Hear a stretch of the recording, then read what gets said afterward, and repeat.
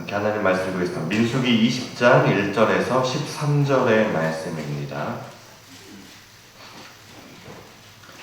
민수기 20장 1절에서 13절 말씀 한 절씩 교독하고 마지막 절은 합독하겠습니다.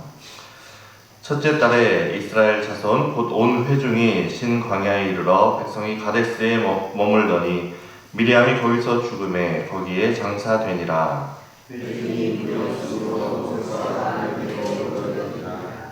백성이 모세와 다투어 말하여 이르되 우리 형제들이 여호와 앞에서 죽을 때에 우리도 죽었더라면 좋을 뻔하였도다.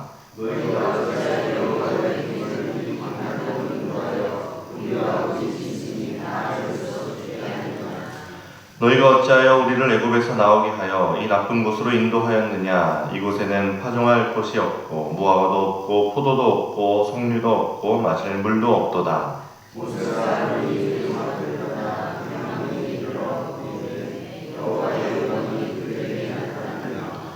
여호와께서 모세에게 말씀하여 이르시되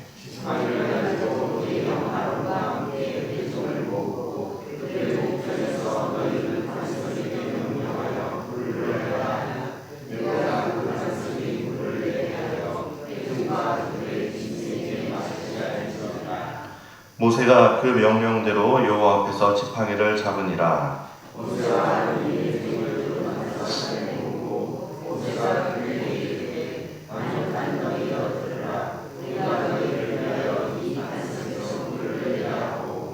모세가 그의 손을 들어 그의 지팡이로 반석을 2번 치니 물이 많이 솟아나오므로 회중과 그들의 짐승이 마시니라.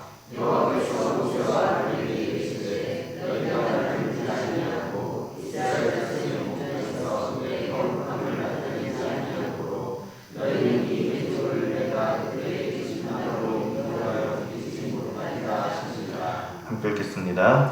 이스라엘 자손이 여호와와 다투었으므로 이를 무리바 무리라 하니라. 여호와께서 그들 중에서 그 거룩함을 나타내셨더라. 아멘. 잠깐 기도하겠습니다. 거룩하신 하나님, 오늘도 저희들이 새벽에 주님 말씀을 사모하며 나아갑니다. 오늘도 저에게 말씀하여 주시고 하나님 오늘도 그 말씀을 듣고 깨닫는 귀한 시간 될 수 있도록 인도하여 주옵소서. 감사드리며 거룩하신 예수님의 이름으로 기도합니다. 아멘. 오늘 우리가 민수기 20장을 읽으면서 제가 또 민수기 20장을 이제 설교를 준비하면서 읽으면서 이렇게 처음 들었던 생각은 이스라엘이 또 원망하는구나 그런 생각이 들었습니다. 그러면서 예전에도 그렇게 원망하면서 혼났는데 또 이렇게 큰일 났구나, 혼나겠구나 이제 그런 생각이 들었습니다. 하지만 오늘은 좀 다른 전개가 이어지는 걸 볼 수 있는데 저도 오늘 말씀을 준비하면서 새롭고 깊게 깨달은 것이 있는데 같이 한번 나누기를 원합니다. 오늘 말씀을 우리가 잘 이해하려면 먼저 1절 말씀을 제대로 이해를 해야 합니다. 1절에 이렇게 시작하죠. 첫째 달에 이스라엘 자손 곧 온 회중이 신광야에 이르러 백성이 가데스에 머물더니 미리암이 거기서 죽음에 거기에 장사되니라 이렇게 나옵니다. 때와 장소가 나오고 사건이 하나가 나오죠. 그러니까 때는 첫째 달에 이렇게 시작을 합니다. 근데 이 첫째 달에가 이 20장이 새로운 시작을 알리는 그 첫째 달에입니다. 우리가 알아야 하는 것이 이 첫째 달이 어느 첫째 달이냐라는 것인데 지금 이 첫째 달이 이스라엘이 출애굽한 지 40년째 되는 해 첫째 달을 이야기를 하는 겁니다. 그러니까 이 19장 22절하고 20장 1절하고는 38년의 갭이 있는 겁니다. 이게 그냥 읽으면은 넘어가기 쉬운 그런 배경인데 우리가 옛날 드라마를 보면 드라마에서 여주인공이 비행기를 타고 이렇게 외국으로 나가지 않습니까? 그리고 그 다음 장면에 비행기를 타고 오면서 3년 후 이렇게 적힌 거를 아마 기억을 하실 겁니다. 지금 오늘 말씀이 그런 거죠. 19장 22절까지는 1세대 이스라엘 출애굽한 이스라엘 1세대 이야기입니다. 그리고 20장 1절 첫째 달에는 결국 38년 후에라는 이제 그런 얘기입니다. 그러니까 우리가 알아야 하는 것이 20장의 내용부터는 이제 출애굽 2세대의 내용이다라는 것이고 그 대표적인 사건으로 일어나는 것이 1세대 지도자 중에 한 사람인 이 미리암이 죽는 그 사건인 것이죠. 그러니 이제는 2세대들의 이야기다라고 이야기를 하면서 시작을 하는 겁니다. 그런데 안타까운 건 이 2세대 이야기가, 첫 이야기가 뭘로 시작되느냐? 원망으로 시작된다는 것이죠. 뭔가 이 새로운 세대는 좀 긍정적인 이야기로 또 어떤 승리의 이야기들로 이렇게 시작하고 채워지면 좋겠는데 정작 어떻게 시작합니까? 1세대와 다를 것 없이 그냥 우리가 이 배경을 모르고 읽었다면 1세대 이야기로 봐도 전혀 모를, 그냥 여전히 원망하는 그 백성이구나 라고 볼 수 있는 것이죠. 그런데 이 2세대가 불평과 불만을 하는데 거기에 하나님의 반응이 이렇습니다. 7절 8절 보면 여호와께서 모세에게 말씀하여 이르시되 지팡이를 가지고 내 형 아론과 함께 회중을 모으고 그들의 목전에서 너희는 반석에게 명령하여 물을 내게 하라. 내가 그 반석이 물을 내게 하여 회중과 그들의 짐승에게 마시게 할지니라. 이렇게 말씀합니다. 하나님의 반응을 잘 모르겠습니다. 이게 지금 1세대 같으면 전에 백성이 이렇게 원망했을 때 하나님께서 부정적인 보고를 하고 원망했을 때 하나님께서 막 화를 내셨는데 오늘은 잘 모르겠습니다. 그냥 백성에게 물을 주라고 이렇게 말씀을 하시죠. 그런데 모세의 반응은 이렇습니다. 모세와 아론이 회중을 그 반석 앞에 모으고 모세가 그들에게 이르되 반역한 너희여 들으라. 우리가 너희를 위하여 이 반석에서 물을 내랴. 이렇게 얘기합니다. 그리고 나서 이제 모세가 지팡이로 반석을 2번 치니 물이 많이 나와서 회중과 짐승이 마셨죠. 지금 모세의 분위기는 어떻습니까? 모세는 지금 화가 많이 나 있는 그런 분위기를 볼 수 있죠. 그런데 그런 화를 내는 모세를 향한 하나님의 반응이 또 이렇습니다. 여호와께서 모세와 아론에게 이르시되 너희가 나를 믿지 아니하고 이스라엘 자손의 목전에서 내 거룩함을 나타내지 아니한 고로 너희는 이 회중을 내가 그들에게 준 땅으로 인도하여 드리지 못하리라 하시니라. 지금 하나님께서 모세가 이렇게 백성을 질책하고 반석에서 물을 내는 것을 치면서 물을 내는 걸 잘했다고 이야기하시는 겁니까? 잘못했다고 이야기하시는 겁니까? 잘못했다고 말씀을 하시는 거죠. 저는 처음에 이 장면이 잘 이해가 안 됐습니다. 백성이 원망을 하면 하나님도 화를 내신 적이 있고 그럼 모세도 화를 내는 게 그렇게 이상할 일이 아닌 것 같은 거죠. 그런데 이 일이 하나님께 그렇게 충성했던 모세가 가나안 땅에 들어가지 못하게 할 정도로 큰 잘못을 한 일인가? 또 한 가지 이해가 안 됐던 것은 이 모세의 반응이죠. 모세는 민수기 12장에 보면 이 사람 모세는 온유함이 지면의 모든 사람보다 더하다 이렇게 얘기합니다. 온유한 사람인데 모세가 이렇게까지 그 백성들에게 이 반역한 세대요. 이게 개역 한글에 보면 패역한 너희여 이렇게 얘기하죠. 반역자들아 얘기하는데 왜 그렇게 화를 냈을까? 제 말씀을 묵상하면서 모세가 얼마나 힘들었을까? 마음고생이 심했을까? 40년이 지난 거잖아요. 그 40년 동안 얼마나 그 백성의 원망을 많이 들었을까? 그리고 이 시작하는 2세대들도 시작부터 원망의 이야기를 들으면서 또 어떤 그 지도자로서의 피로감이나 게다가 지금 1절에 같은 지도자이고 사랑하는 누인 미리암이 죽음으로써 아마 더 힘든 시기였을 텐데 그때 여전히 백성은 원망을 하고 그걸 보면 화를 내는 모세의 마음도 이해가 되면서 안타까운 것이죠. 그럼에도 불구하고 하나님은 백성의 편을 여기서 들어주시고 모세를 책망을 하십니다. 여기서 우리가 다시 생각해야 되는 것이 아까 말씀드린 1절의 배경인 것이죠. 지금 모세 앞에 온 이 회중이 누구냐? 2세대들입니다. 출애굽 2세대. 하나님께서는 이 2세대들의 그 불평을 그렇게 크게 나쁘게 들으신 것 같지가 않습니다. 백성들이 하는 이야기가 뭡니까? 우리에게 물이 없다라는 것이죠. 그래서 하나님의 계획은 뭐냐? 그 광야에서 이 2세대들이 물이 없다고 얘기할 때 이 백성들에게 물을 주시면서 내가 너희의 하나님 여호와다 이거를 나타내고 싶으신 거죠. 그래서 13절 마지막에 이렇게 되죠. 여호와께서 그들 중에서 그 거룩함을 나타내셨도다 하면서 이 말씀이 끝납니다. 이것이 하나님의 계획이었습니다. 그런데 모세가 어떻게 합니까? 대뜸 이 반역자들아 하면서 화를 냈고, 이를 하나님께서 뭐라고 책망하시느냐? 너희가, 모세와 아론이죠, 너희가 나를 믿지 아니하고 이스라엘 자손의 목전에서 내 거룩함을 나타내지 아니한 거로, 이렇게 이야기를 합니다. 핵심은 하나님의 거룩함을 이 모세와 아론이 나타내지 않았다는, 막았다는 것이죠.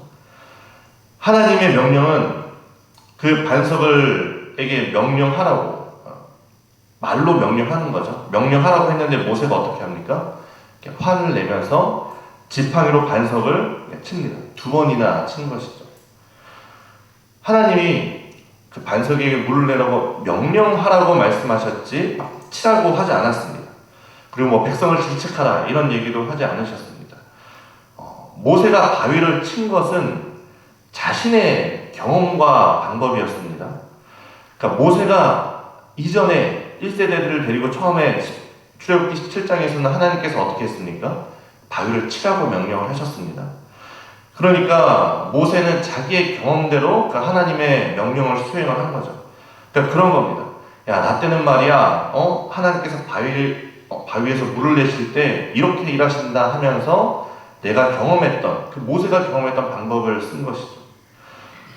그런데 오늘 말씀을 보면 하나님은 다른 사람에게는 또 다른 은혜를, 또 다른 사람에게는 또 다른 방법을 쓰시기도 하는 것을 우리가 깨닫게 됩니다. 다른 세대에는 또 다르게 일하실 수 있는 분이 하나님이신 거죠. 저도 오늘 말씀을 묵상을 하면서 설교를 준비하면서 스스로도 많이 좀 깨닫고 회개도 했는데, 우리가 다음 세대를 바라보는 우리의 모습이 이러지 않았을까, 그런 생각이 들었습니다. 나 때는 청년부 수련회 가면 막 3박 4일도 하고 매일 저녁마다 기도회도 하고 집회도 하고 그랬어. 내가 유년부 전도사 할 때는 유년부 아이들 데리고 2박 3일 가서 그렇게 막 그 아이들 데리고도 기도회 인도하고 했는데, 요즘 전도사님들은 1박 2일밖에 안 하고 그것도 힘들어하고, 그런 얘기를 하는 저를 보면서 마치 모세가 이 2세대들을 바라보면서 이 반역한 세대여 라고 그 말하는 것 같이 내가 지금 말하고 있는 것은 아닌가 생각이 드는 거죠. 하나님께서는 지금 다음 세대를 향한 계획이 있으시고 또 다른 방법이 있는데, 마치 내게 베푸셨던 은혜가 가장 좋은 것으로 착각하고 그 다음 세대도 그렇게 해야만 한다고, 그것이 가장 좋은 방법이라고 하나님의 능력을 내가 제한하고 있는 것은 아닌가, 우리가 생각해 봐야 되는 것이죠. 우리는 가끔 착각을 하는 것이 내가 은혜 받은 그 방법이 the way, 그 유일한 길이라고 생각할 때가 많습니다. 하지만 내가 은혜 받은 방법은 a way, just a way, 그냥 하나의 방법일 것이죠. 하나님께서 수많은 사람들에게 수많은 방법과 능력으로 은혜를 주시는 방법 중에 하나일 뿐입니다. 하나님께서 백성에게 물을 주시는 방법은 바위를 쳐서 주실 수도 있고 바위에게 물을 내라고 명령해서 주실 수도 있습니다. 하나님은 이 모든 것이 가능하신 분이죠. 그런데 우리는 바위를 쳐서 물을 얻는 것을 경험하고 이 다음 세대에도 바위를 치는 방법을 이야기를 합니다. 능력은 그 방법에서 나오는 것이 아니라 하나님께로부터 나오는 것이죠. 출애굽기 17장에서 그 1세대 백성들이 물을 달라고 아우성침에 했을 때 그들이 했던 얘기 중에 뭐가 있느냐, 여호와께서 우리 중에 계신가 안 계신가 하였음이더라, 이렇게 합니다. 그러면서 그때 이제 하나님을 시험했다 해서 그곳을 마사다 또 이렇게 부르기도 했는데, 이 말씀을 감히 하나님을 시험해? 라고도 받아들일 수 있지만, 다른 한편으로는 아직 하나님을 경험하지 못한 그 백성들이 정말 하나님이 우리에게 계신가 안 계신가 라고 했을 때 하나님께서 그들에게 물을 주시면서, 그래, 내가 너희의 여호와 하나님이다, 내가 너희의 필요를 채우는 여호와 하나님이다, 이렇게 거룩함을 드러내실 수 있는 거죠. 하나님께서 그들에게 일하기를 원하시는데, 하나님은 그 거룩함을 그들에게 나타내시기를 원하는데, 오늘 모세가 이 1세대가 기성세대가 어쩌면 내가 경험했던 방법이 아니라고 그들을 무시하고 그들을 폐역한 세대여, 이 반역한 세대여, 그렇게 취급할 수도 있는 것이죠. 크신 하나님의 생각은 분명히 우리의 모든 생각보다 크십니다. 내 경험으로 하나님의 능력을 제한해서는 안 될 겁니다.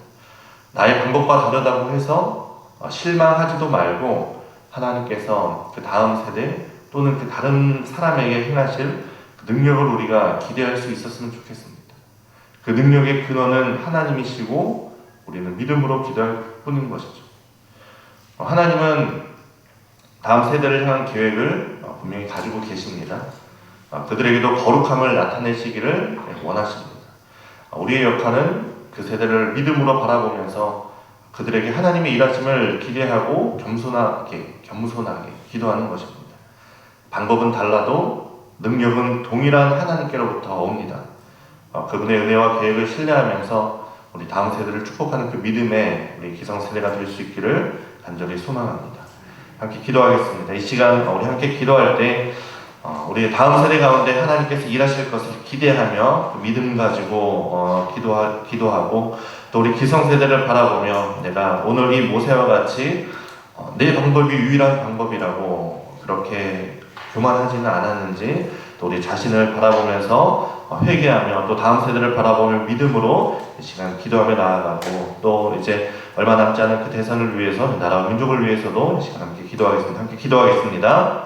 거룩하신 하나님 감사합니다. 하나님 오늘도 이 무리바 사건의 그 사건을 보면서 저희들도 하나님께 우리의 자신을 돌아봅니다. 하나님 참 모세가 그렇게 하나님께 충성했지만 하나님을 또 완전히 이해하지 못하고 하나님께서는 그 백성의 요구 앞에서 하나님의 거룩함을 드러내시기를 원하는데 모세는 자신이 경험했던 그 방법이 최선인 줄 알고 또 하나님의 방법을 이해하지 못하고 정말 그 하나님께 잘못을 하는 그 장면도 보게 됩니다.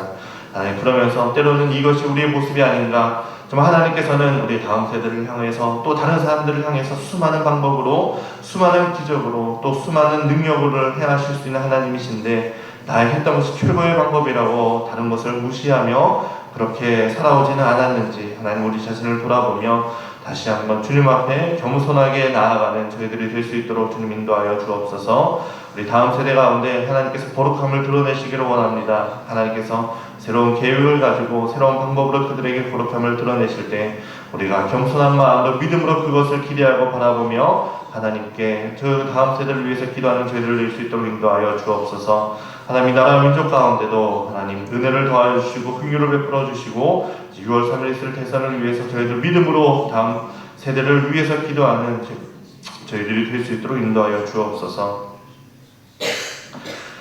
거룩하신 하나님 감사합니다. 하나님 오늘도 민수기의 말씀을 통하여서 또 모세와 그 2세대의 백성들을 통하여서 또 저희들에게 말씀하여 주시니 감사합니다.